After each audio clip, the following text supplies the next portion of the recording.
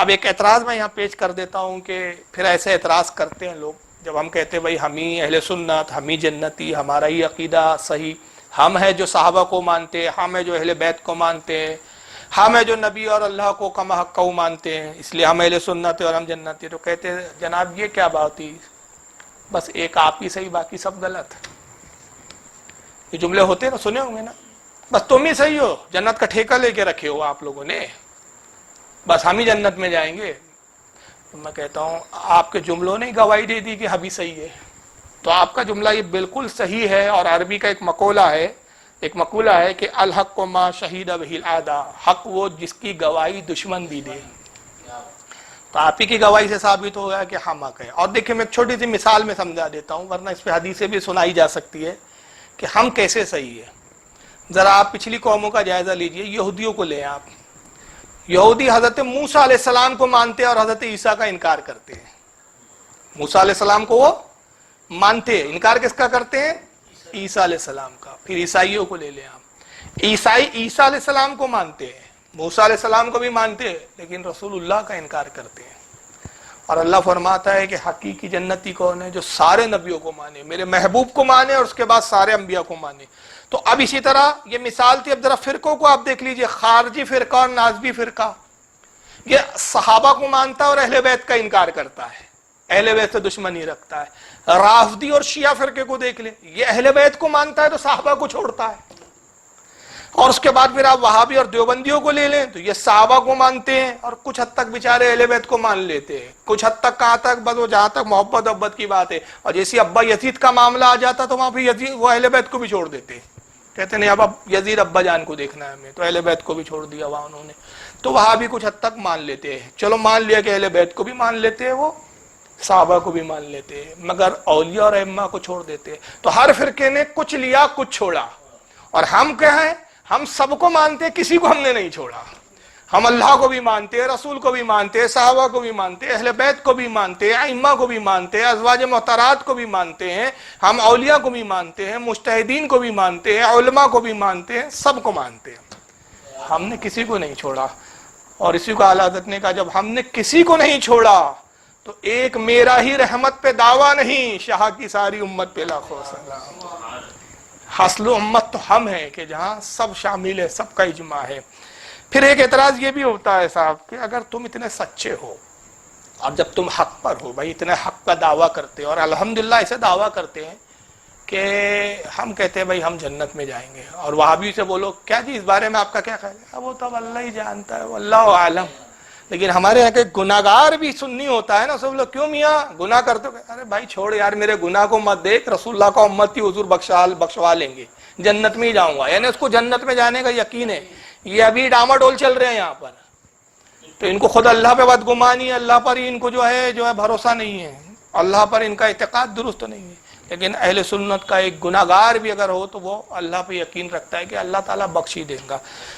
تو کہتے جب تم اتنے سچے ہو بھائی، تم ہی جنتی ہو، تمہارا دعویٰ ہے کہ تم ہی جنتی ہو، تو پھر لوگ تمہاری جماعت چھوڑ کر کیوں جا رہے ہیں؟ یہ بڑا اعتراض ہے. آپ کے کیا جملے، جب آپ حق پر ہو تو لوگ چھوڑ کے کیوں جا رہے ہیں؟ بھائی کیوں جا رہے ہو نبی نے بتایا، ہمیں نہیں بتانے کی ضرورت ہے. ترمذی دیکھ لیجئے آپ، جامع ترمذی، نبی بتا رہے ہیں کیوں چھوڑ کے جائیں گے. اور خاص بات بتا دوں، یہ ترمذی کی متن سے روایت میں پڑھوں گا، اس کو 18 اجلہ صحابہ کرام نے اس کو روایت کیا ہے. یعنی اس حدیث کی اہمیت بھی آپ اندازہ لگائیں کہ اس کے راوی کتنے صحابہ کرام ہیں؟ 18 صحابہ کرام ہیں. اس سے اس حدیث کی نوعیت اور اس کی اہمیت پتہ چلتی ہے. ترمذی کتاب الایمان ہے، باب افتراقی حاضی الامہ، حدیث نمبر 2641. امام ترمذی کہتے ہیں کہ حضرت عبداللہ ابن عمر روایت کرتے ہیں، عبداللہ ابن عمر سے روایت ہے، ان بنی اسرائیل تفرقت علی 72 ملہ.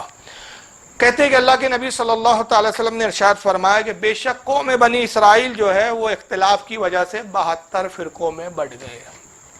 قوم بنی اسرائیل میں اختلاف ہوا اور اختلاف کی بنیاد پر وہ کیا ہوا؟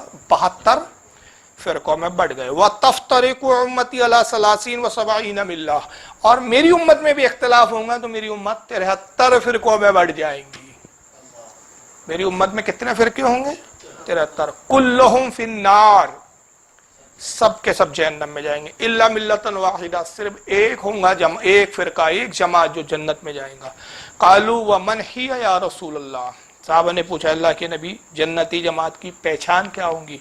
काला माना अलैहि व असहाबी, जो मेरे और मेरे सहाबा के अकीदे पर होगा, मेरे अहले बैत को भी लेगा, मेरे सहाबा को भी लेगा, मेरा अकीदा भी लेगा, जो सब लेगा वो जन्नती होगा, और जो कुछ लेगा कुछ छोड़ेगा वो कौन होगा? 72 बनते जाएंगे। तो अल्लाह के नबी ने तो वाज़ेह तौर पर बता दिया कि 72 बनेंगे। तो जो छोड़ छोड़ कर जा रहे हैं, तो जब तक छोड़ेंगे नहीं तो 72 बनेंगे कैसे? छोड़ेंगे तो 72 बनेंगे ना। और नबी पाक सल्लल्लाहु अलैहि वसल्लम की पेशन को भी झूठी हो सकती है, पत्थर पर लिखी हुई तहरीर मिट सकती है, मगर मुस्तफ़ा सल्लल्लाहु अलैहि वसल्लम की दहने मुबारक ज़बान मुबारक से निकले हुए जुमले गला तो झूठ नहीं हो सकते। तो जनाब जब तक आप छोड़ेंगे नहीं, हमारी जमात छोड़ के निकलेंगे नहीं कुछ, तो 72 बनेंगे कैसे? और जब तक 72 बनेंगे नहीं तो फिर जहन्नम भरेंगी कैसे? जहन्नम को भी तो कुछ चाहिए ना, है ना, बड़ा पेट है ना। तो आपके तो खुद जुमलों ने ही बता दिया, लोग छोड़ के जा रहे, तो जो छोड़ के जा रहे हैं वो 72 बनते जा रहे हैं, और जो छोड़ नहीं रहे हैं तो वही तो अहले सुन्नत है, वो एक है, मिल्लतुन वाहिदा है वो। इस हदीस को बहुत सारे ने लिखा है, मैं हवाले छोड़ रहा हूँ, बता देता हूँ सिर्फ किताबों के नाम। तिरमिजी का हवाला मैंने बताया, अबू दाऊद ने इसको अपनी सुनन में लिखा, इब्न माजा ने भी इसको अपनी सुनन में लाया, इमाम अहमद इब्न हम्बल ने इसको मुस्नद अहमद में लिखा, इमाम इब्न अबी आसिम ने इसको अपनी किताब सुन्ना के अंदर इसको नकल किया, इसको इमाम अबू याला ने अपनी मुस्नद अबी याला में लाया, इसको इमाम तबरानी ने मौजूबुल कबीर में लाया, इमाम हाकिम ने इसको अल मुस्तदरक में लिखा, इमाम अबू नुएम ने हिलियतुल औलिया में लिखा। 9 हवाले मैंने सुनाए हैं, और ये हदीस इतनी किताबों में है कि मैं अपने कम इल्म की बुनियाद पर, कम इल्मी की बुनियाद पर, नाकिस इल्म की बुनियाद पर दावे से कह सकता हूँ कि कम से कम 200 किताबों से हवाले दिए जा सकते हैं। जब आप कह रहे हैं कि छोड़ के क्यों जा रहे हैं, तो हमने कहा भाई छोड़ इसलिए जा रहे हैं कि नबी ने बताया छोड़ के जाएंगे, और जब छोड़ के जाएंगे तो जहन्नम भरेगा। तो नतीजा ये हुआ कि कुछ लोगों ने क्या कहा कि साहब इस हदीस पर हम भरोसा नहीं करते, हम इत्तेहाद के दिलदादा है। तो उन्होंने एक नारा लगाया साहब, और चाहे कि सारे 72 को हम मिलाकर चलेंगे, लेकर साथ में लेके चलेंगे सारे 72 को, और कहा भाई उम्मत बनो, रो रो के कहने लगे उम्मत बन जाओ, उम्मत बन जाओ। समझ रहे ना आप इशारा कौन रहता है? उम्मत बन जाओ, फिरका वारियत की बात मत करो, उम्मत बन जाओ। अरे खबीज उम्मत क्या बन जाओ? उम्मत तो नबी बना कर गए, क्यों तो कोई नया नबी है कि जो उम्मत बना रहा है? अब उम्मत तो बनी है, जो छोड़ रहे वो उम्मत से खारिज हो रहे हैं, जहन्नम में जा रहे। नतीजा क्या हुआ? उम्मत बन जाओ बोलता रहा, और खुद अल्लाह को और रसूल को छोड़ दिया। अब आप कहेंगे यार अल्लाह रसूल को इन्होंने कहाँ छोड़ा? सबसे ज्यादा तो यही अल्लाह का नाम लेके रोता है। तो ये छोड़ना नहीं है कि जिनके अकाबिर ने किताबों में लिख के मर गए कि अल्लाह झूठ बोल सकता है, अल्लाह ताला नौज़ुबिल्लाह झूठ बोल सकता है, अल्लाह मक्कारी कर सकता है। तक़वियतुल ईमान में अब मौलवी इस्माइल देहलवी कहता है कि अल्लाह भी मक्कारी या मकर करता है बंदे के साथ। अब मकर ये करता है कि बंदा जो है बाज़ औक़ात शिर्क करता है, गैरों से मुरादें मांगता है, बुतों की इबादत करता है, और अल्लाह दिल बहलाने के लिए उसकी मुरादें पूरी करता है। ये बंदे से अल्लाह मक्कारी करता है, माज़अल्लाह। रशीद अहमद गंगोई साहब कहते हैं अल्लाह ताला झूठ बोल सकता है, मुमकिन है, और क्यों ना बोले, इन्नल्लाह अला कुल्लि शैइन कदीर, वो हर चीज पर कादिर है, तो झूठ बोलने पर भी कादिर है। तो अल्लाह को तो छोड़ दिया तुमने, तो सबको लेकर चलने के चक्कर में क्या हुआ? खुद अपना वजूद खो दिया इन्होंने, खुद अपने वजूद को ना बचा सके, और नतीजा ये हुआ कि उम्मत बन जाओ बोलते बोलते खुद एक नया फिरका बन गए, और नाम हुआ वहाबी और देवबंदी। नाम क्या हुआ? देवबंदी। और फिर जब फिरका बन गए तो कहा कि अब नया नबी भी लाना पड़ेगा, तो तेजुरीन नास किताब लिख दी, कहा कि एक नया नबी पैदा हो सकता है, रसूल को छोड़ दिया यहाँ। फिर कहा रसूल के इल्म की क्या बात करते हो? हिफ्जुल ईमान लिखी है मौलवी अशरफ अली थानवी ने, कहा रसूलुल्लाह का इल्म गैब जानवर और पागलों की तरह है, ऐसा ही इल्म है नबी को जैसे जानवर और पागलों को हुआ करता है। खलील अहमद अम्बेटवी साहब उठे, बराइदुल कातिया लिखी उन्होंने, और उसमें कह दिया कि अल्लाह का रसूल का इल्म, उससे ज्यादा इल्म तो शैतान को है, और शैतान के इल्म की वसअत जो है वो नस से कतई से साबित है, कुरान और हदीस से साबित है। रसूलुल्लाह के इल्म की वसअत कुरान और हदीस से साबित नहीं है। तो रसूल को भी छोड़ा, अल्लाह को भी छोड़ा। और फिर इन्हीं देवबंदियों में एक और उठे, उन्होंने कहा सिपाही साहबा बनेंगे। नाम क्या रखा? सिपाही साहबा। सिपा के मायने होते सिपाही, सहाबा के सिपाही बनने गए, लेकिन बन क्या गए? सहाबा के सिपाही बनने के चक्कर में सहाबा से मोहब्बत का इतना गुलू इनके ऊपर तारी हुआ कि अहले बैत के गुस्ताख हो गए, और नतीजा ये हुआ कि फिर देवबंदियत में ही ये सिपाही सहाबा जो बनना चाह रहे थे, बनना सिपाही सहाबा चाह रहे थे, बन गए खारजी और नासबी। फिर कुछ लोग उठे, साहब हम तौहीदी बनेंगे, उनका दावा था हमें तौहीदी बनना है, अहले हदीस कहलाना है, उन्होंने अपना टाइटल लगाया अहले हदीस। और नतीजा क्या हुआ? अहले हदीस बनने के चक्कर में हदीस तो ले ली, साहिब हदीस को छोड़ दिया, उन इमामों को छोड़ दिया जिन्होंने हदीस पहुंचाई, जिन्होंने हदीस लाई, अइम्मा को छोड़ दिया, औलिया को छोड़ दिया। और नतीजा ये हुआ कि सिर्फ छोड़ा ही नहीं औलिया को और अइम्मा को, जिनके जरिए हदीसें पहुंची, बनना अहले हदीस चाह रहे थे, जिन्होंने हदीस लाई उनको छोड़ दिया। और छोड़ा ही नहीं बल्कि उनके नौजुबिल्लाह मिन ज़ालिक ऐसे गुस्ताख बने कि अहले हदीस तो नहीं बन सके सही मायनों में, और न तौहीदी बन सके, नजदी और वहाबी बन गए। बनना कुछ चाह रहे थे और बन कुछ गए। ये सारा कौन सा चक्कर था कि साहब 72 वाली फिरकी हदीस को हम नहीं मानेंगे, सबको मिला के चलना है। फिर कुछ लोग मुहिब्बे अहले बैत के दावेदार बन के खड़े हुए, कहा भाई अहले बैत की कश्ती में हमें सवार होना है, सफीने नूह की तरह अहले बैत की कश्ती, हम मुहिब्बान अली है, टाइटल था मुहिब्बान अली। अली की मोहब्बत में इतने सीने पीटे कि अली को लिया, अहले बैत को लिया, सहाबा को छोड़ दिया। और जब सहाबा को छोड़ दिया तो मौला कायनात ने कहा तुमने सहाबा को छोड़ा, मैंने तुमको छोड़ दिया। तो बने क्या? राफदी। और ये राफदी का जो लक़ब है ये कोई अहले सुन्नत ने नहीं दिया। हजरत इमाम ज़ैनुल आबिदीन के साहबजादे थे जिनका नाम था हजरत इमाम ज़ैद शहीद, उनको जंग में ले आए साहब ये सारे शिया हजरात, कहा कि जो इस वक्त का खलीफा है, इस वक्त का जो हुक्मरां है, वो इस्लाम का बहुत बड़ा दुश्मन है, जिहाद हम पर फर्ज है। हजरत इमाम ज़ैनुल आबिदीन के साहबजादे हजरत ज़ैद को ले आए, ज़ैद इब्ने ज़ैनुल आबिदीन को। हजरत ज़ैद को जब ले आए, ऐन जंग के मौके पे छोड़कर भाग गए इनको। तारीख रही है पूरी छोड़ने वालों की साहब। कभी अली को सिफ़ीन में छोड़ा, खारजी बने, कभी हजरत इमाम हसन को छोड़ा, नाज़बी बने, कभी इमाम हुसैन को करबला में छोड़ा, यजीदी बने। तो छोड़ना एक लंबी तारीख रही। और बाद में यह हुआ कि इमाम ज़ैनुल आबिदीन के बेटे हजरत ज़ैद को जब ये छोड़कर भागे तो हजरत इमाम ज़ैद ने बेसाख्ता का राफदी छोड़कर भागने वाले। तो बनना मुहिब्बान अली चाहते थे, शियाने अली बनना चाहते थे, लेकिन बुग़्ज़े सहाबा का नतीजा क्या हुआ? बुग़्ज़े सहाबा में इतने मुब्तला हुए कि सहाबा को छोड़ा, अली ने इनको, अहले बैत ने इनको छोड़ दिया। फिर कुछ जाहिल इस तरह भी कहते हैं जो आजकल इन फिरकों में शामिल हो रहे, कह रहे कि साहब असल में मामला यह है कि हमने तहकीक की तो आज हमको हक समझ में आया। ये भी लोग कहते हैं आजकल, भाई क्या तुम ये फिरके की बात कर रहे हो यार, ये हदीस हम नहीं मानते, 72 फिरके होंगे और जहन्नम में जाएंगे, 73 फिरके होंगे और 72 जहन्नम में जाएंगे, हम नहीं मानते सब चीजों को। आज हमको तहकीक हुई, आज हमको हक समझ में आया, हम अच्छा। तो भाई अच्छा, 1400 साल पहले हक आया और समझ में आपके आज आया, इतने लेट चल रहे हैं आप। तो तुम्हारे अब्बा, दादा, परदादा, लक्कड़ दादा 1400 साल तक जो कड़ी है, जो तुम्हारा पहला जब जो इस्लाम लाया था उससे लेकर तुम तक, तो ये जितने 100 साल है, ये इनमें से कोई भी हक नहीं समझ सका, सब बेवकूफ मर गए। तुम ये अक्लमंद के बच्चे अब पैदा हुए हो, इनमें से किसी के हक समझ में नहीं आया। तो ये सारी जो तुम्हारी कड़ी है यहां से वहां तक, नऊज़ बिल्लाह मिन ज़ालिक, सब जहन्नमी। अच्छा, फिर हक भी कैसे समझ में आया? ये भी एक बड़ी ताज्जुब की बात है और बड़ी मजेदार बात है। जो आज के किसी नए नौज़ायदा जो किसी नए फिरके में चला गया हो, नए ज़ायदा, वो अपने आप को मुसलमान समझता हो कि भाई आज मैं मुसलमान हूँ, आज मेरे हक समझ में आया, तो उससे पूछो कि आपके हक कैसे समझ में आया? फला इमाम तो कहते, तो पहला जुमला ये होता है, इससे इनकी औकात पता चलती है। कहते इमाम को मत मानो, किसी वली को मत मानो, किसी इमाम की किताब मत पढ़ो, किसी बुजुर्ग की किताब मत देखो। तो फिर इस्लाम कहते समझो ठहरे कुरान पढ़ो। अरे भाई, कुरान तो समझाने वाले ये बुजुर्गान दीन, ये आइम्मा है, इनको नहीं पढ़ेंगे तो कुरान कैसे समझ में आएगा? नहीं, अपनी अकल से समझो, जो तुम्हारी अकल बोले वही कुरान है।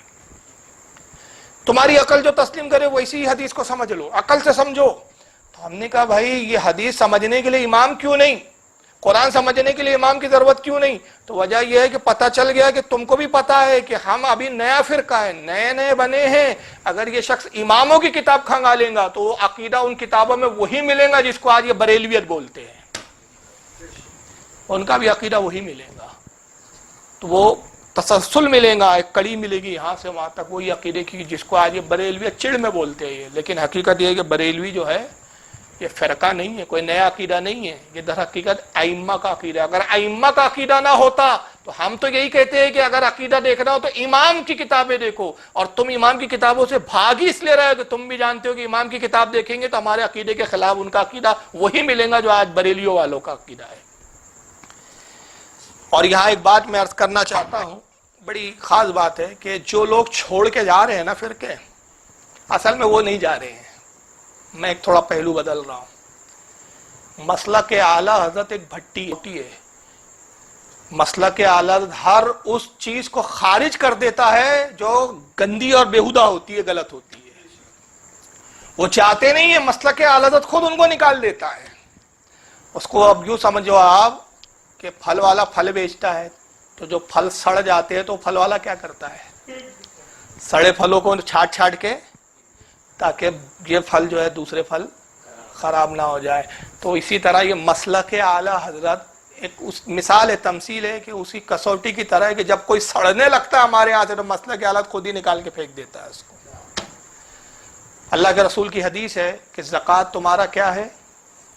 مائل ہے، مالوں کا. تو آپ کے پاس 100 روپے آئے، 100 روپے پہ زکوٰۃ فرض نہیں ہوتی، لیکن میں مثال دے رہا ہوں سمجھانے کے لیے. پرسنٹ کے حساب سے زکوٰۃ نکالنی پڑتی ہے نا، 2.5%.